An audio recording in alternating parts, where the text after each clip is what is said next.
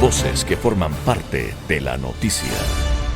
Como les decía, hay pocas personas que yo he visto que han luchado tanto por un fin en estos últimos meses o años, y él es Renato González Peña Herrera. Él es coronel de la policía, director general del Instituto de Seguridad Social de la Policía Nacional, antes fue subdirector general de la Inteligencia de la Policía, jefe de la Unidad de Investigación, Apoyo a la Fiscalía General del Estado y jefe de operaciones del Distrito Manta.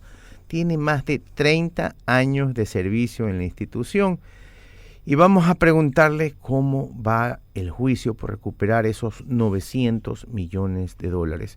Coronel, buenos días, ¿cómo está? Gracias por estar en Así Amaneció. Buenos días y un saludo cordial a toda la audiencia. Avanzando, son avances lentos que se dan realmente en el país. Hay alrededor de 20 investigaciones, algunas todavía se mantienen en etapa preprocesal, es decir, en investigación previa, que por ende son de carácter reservado.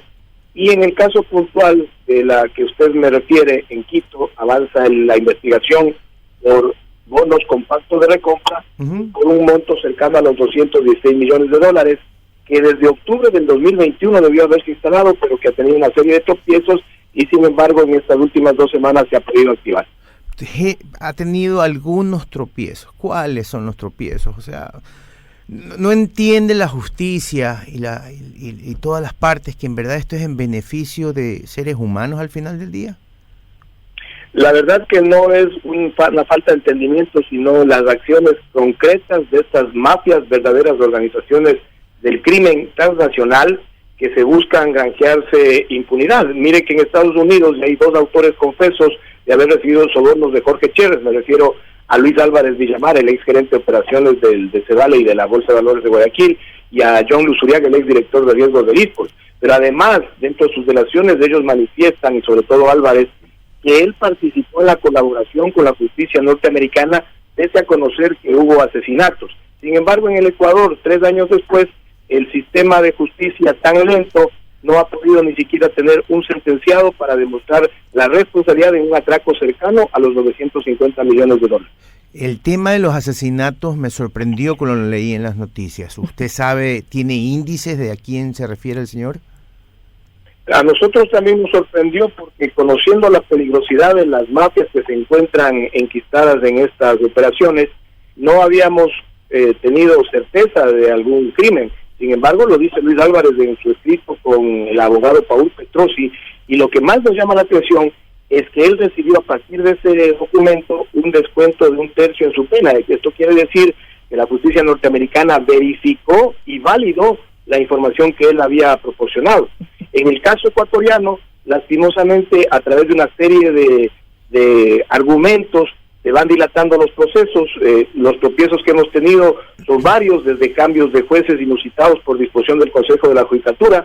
La semana anterior nomás, el juez nacional Mauricio Vallardo Espinosa dispuso que se suspenda la audiencia del ISPOL para darle prevalencia a la audiencia del caso sin oído y a versiones de los procesados en esa investigación.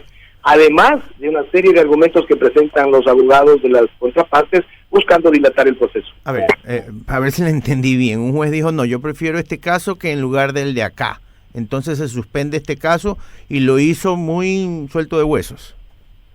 Eso a nuestro criterio nos deja un sinsabor, porque la audiencia del caso ISPOL estuvo convocada con 3 meses de antelación desde el 25 de abril. Pero no solo eso, los jueces sabían de la trascendencia del tema ISPOL y prefirieron darle importancia, sí, a un caso trascendental de cohecho de cercano a 70 millones de dólares, pero acá existen 90,000 familias que somos víctimas de este atraco. Y no solo eso, el propio Consejo de la Judicatura sabía, por pedido de la jueza Irene Pérez, que 2 semanas estaba reservado el auditorio del piso 11 del Complejo Judicial Norte. ¿Sabe lo que sucedió esta semana? Nos tuvieron que encasillar en 2 pequeñas salas, es decir, son cosas que para nosotros nos queda claro, tienen una influencia. ¿Y ustedes no han pedido reacusación contra alguno de los jueces? ¿No han interpuesto demás? ¿Qué han hecho ustedes para tratar de agilitar el caso? Sí, en este caso en puntual, nosotros en su momento, hace más de 2 años, presentamos la recusación a la jueza Yadira Proaño, no la validaron, pero sin embargo, semanas después ella fue separada por otra sanción del Consejo de la Judicatura, es decir, estábamos en la certeza de que era una profesional que dejaba muchos vacíos. Y no solo eso, hemos presentado algunas quejas. En Guayaquil, hace pocos meses, nosotros presentamos ya un acuerdo entre las partes, me refiero a Construdipro y Plaza Proyecto, para que se levante un embargo, y el juez, que en la oportunidad anterior fue muy ágil para decretar el embargo en menos de 24 horas, le tomó más de 3 meses levantar esa medida. Presentamos la queja y así hemos actuado en otras instancias. La verdad, coronel, que no se entiende muchas veces lo que está pasando en la justicia del Ecuador. Estamos conversando con el coronel Renato González Peña Herrera, él es director general del Instituto de Seguridad Social de la Policía Nacional, el ISPOL. Coronel, ¿cuánto se ha podido recuperar hasta ahora? Eso es importante resaltarlo, porque finalmente no sacamos nada si tenemos sentenciados, pero no se logra recuperar ni un solo valor. Aquí nosotros tenemos que ser muy conscientes de que se requiere el apoyo político, y eso nos ha permitido llegar a una cifra cercana de recuperación de 341 millones de dólares, que es un récord nacional en este país, que nadie recupera nada. Correcto. Y eso se debe al trabajo de mi equipo. Son varias personas, la verdad son muchas voluntades que se juntan, también al apoyo político que hemos recibido, y lo que aspiraríamos es que los candidatos que están ahora en campaña por lo menos mencionen el tema ISPOL. Yo veo con mucha preocupación que está fuera de campaña el tema ISPOL, y eso a mi criterio es preocupante, porque es un tema de sensibilidad, pero que además nos termina afectando a todos los ecuatorianos. Del momento que no existan recursos para pagar las pensiones del ISPOL, lastimosamente lo que sucederá es que la factura la pagaremos los 18 millones de ecuatorianos. Coronel, muy buenos días. Priscila Jacome le saluda. Este valor que usted señala es muy importante porque, como usted menciona, en otros casos no se ha llegado a esta cifra. Pero comparando los 341 millones con la afectación total, que fueron 950 millones, ¿usted cree que van a poder seguir recuperando ese valor que fue afectado? Buenos días, Priscila. Estoy convencido. Mire, hace 2 años las preguntas que me hacían eran mucho más complejas y más desalentadoras. Me preguntaban, coronel, ¿será posible que algo se recupere? Bueno, les hemos demostrado que cuando hay decisión, compromiso, pasión inclusive por las cosas, ahí están los resultados. 341 millones de dólares los hemos recuperado. Hay cifras que las tenemos ya ubicadas en el exterior. 125 millones de dólares que están confiscados por las autoridades norteamericanas en el Zafra Bank.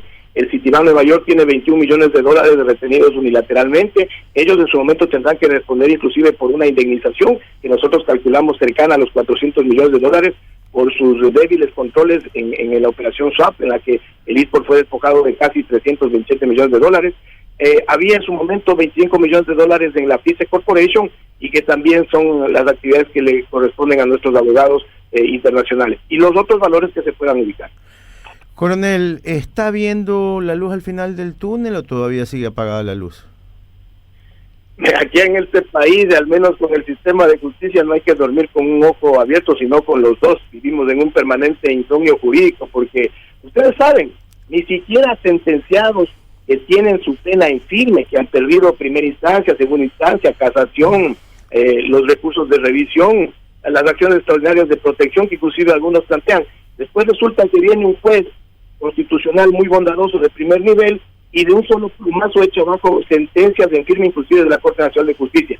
Esta serie de atropellos que se ven a diario, no somos la excepción en el tema ISPOL. Por eso yo insisto que 3 años después de las denuncias iniciales, que fueron en julio del 2020, el sistema de justicia ecuatoriana tiene una gran deuda con un conglomerado policial de 90,000 familias, pero sobre todo con el Ecuador completo. Imagínese, si a la propia policía le hacen esto, ¿qué le harán al ser de a pie?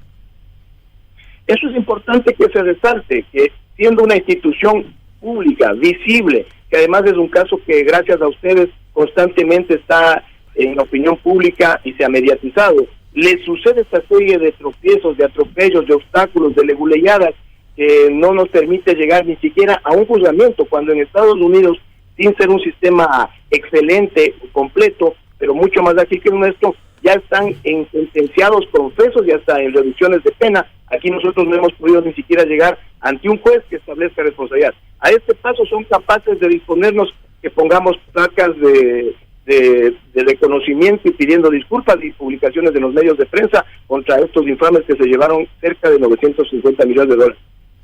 Coronel, quiero agradecerle por haber estado el día de hoy. Le deseamos la mayor de las suertes a usted y a la institución. Esperamos que pronto puedan recuperar, si no todo, más con las demandas que piensan hacer internacionalmente.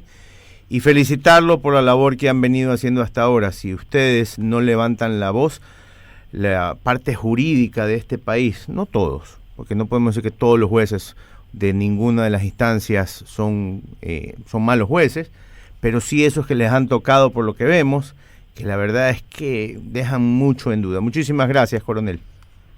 Muchas gracias a ustedes y únicamente le agradezco también las palabras iniciales, que yo las tomo no a nombre personal, sino de mi equipo, porque yo soy la figura visible, pero la verdad que atrás nuestro hay una serie de voluntades. Un abrazo. Un abrazo, así será.